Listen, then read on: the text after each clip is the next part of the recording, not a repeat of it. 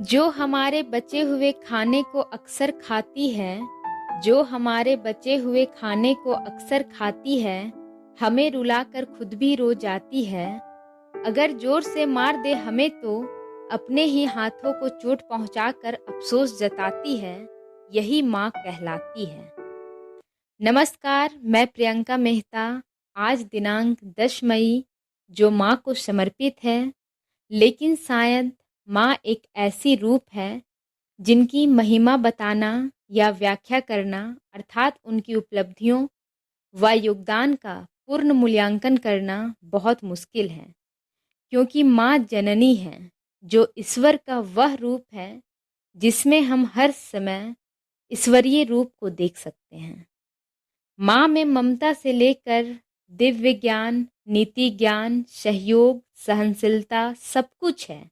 अर्थात माँ से हम कई चीज़ें सीख सकते हैं जो जीवन को पूर्ण करने में हमेशा सहयोग करती हैं। स्वयं भगवान भी अगर संसार रूपी धरती पर अवतरित हुए हैं तो कहीं ना कहीं वो भी एक माँ के रूप हैं। माँ का रूप केवल माँ तक ही सीमित नहीं है, बल्कि पहली बार तो वो एक पुत्री के रूप में होती हैं, फिर बहन के रूप में, फिर एक पत्नी के रूप में और अंततः वह एक माता के रूप में आती है, जहाँ उसकी रूप उसकी विशालता को प्रकट करती है। आज का दिन जहाँ पूरी कायनात, पूरा विश्व कोरोना महामारी से ग्रसित है और यह समस्या दिन प्रतिदिन गंभीर होती जा रही है, पूरी मानव जाति के सामने विकट परिस्थिति है। आज भी घरों में जहाँ संसाधन की कमी हो रही है, वहाँ माता गृहिणी के रूप में उन्हीं संसाधनों का सर्वोत्तम उपयोग करके भरण पोषण में लगी हुई है।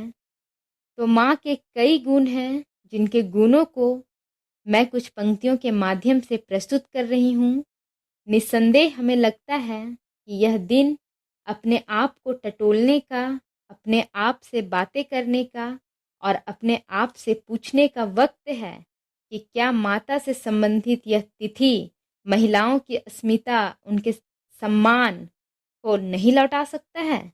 यदि हाँ, तो कृपया मेरे पंक्तियों को ध्यान से सुनें और माँ के जितने भी रूप हैं, उन रूपों में देश का निर्माण, समाज का निर्माण, खुद का निर्माण ढूंढें, तो शायद जो मानव सबसे सर्वोच्च प्रजाति कहलाती है, उसकी प्रकाष्ठा पुनर्स्थापित हो सकती है। अक्सर जो पापा के मार से बचाती है, अक्सर जो पापा के मार से बचाती है, जरूरत पड़ने पर पता नहीं हमारे लिए पापा से छिपाकर कौन से खजाने से पैसे लाती है।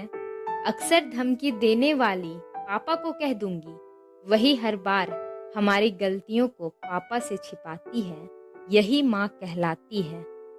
माँ वो है जिससे घर में कोई वास्तव में जीत नहीं सकता। माँ वो है जिससे घर में कोई वास्तव में जीत नहीं सकता, लेकिन अपनों की खुशी के लिए अक्सर हार जाती है। एक माँ ही तो है जो ऐसा कर पाती है। दादा दादी की सेवा करती और घर के सारे काम, दादा दादी की सेवा करती और घर के सारे काम, मेहमानों की खातिरदारी बिना किए आराम, जिसके मुंह से भजन भी निकलता लेती सती का नाम। मैं समझ नहीं पाती पापा और ऊपर वाले में से किसे मानती वो भगवान। छोड़ सारे काम को पहले बच्चों को प्राथमिकता देती है, छोड़ सारे काम को पहले बच्चों को प्राथमिकता देती है। मानो ऐसा लगता है जैसे सबके लिए एक पैर में खड़ी वो रहती है, यही माँ कहलाती है। अक्सर रोटी डालते समय वो गिनती तक भूल जाती है, अक्सर रोटी डालते समय वो गिनती तक भूल जाती है। समझ में नहीं आता सबके लिए वो इतना प्यार कहाँ से लाती है। मैं माँ को खुद से लड़ते देखी हूँ, मैं माँ को खुद से लड़ते देखी हूँ, अपना सर्वश्रेष्ठ देने के लिए खुद से अड़ते देखी हूँ। घर के बंटवारे के समय माँ की असंतुष्टि भी देखी हूँ, घर के बंटवारे के समय माँ की असंतुष्टि भी देखी हूँ। अपनों के बीच खड़ी होती दीवार देख माँ को रोते भी देखी हूँ। पापा के तबीयत खराब होने पर माँ को ना सोते भी देखी हूँ।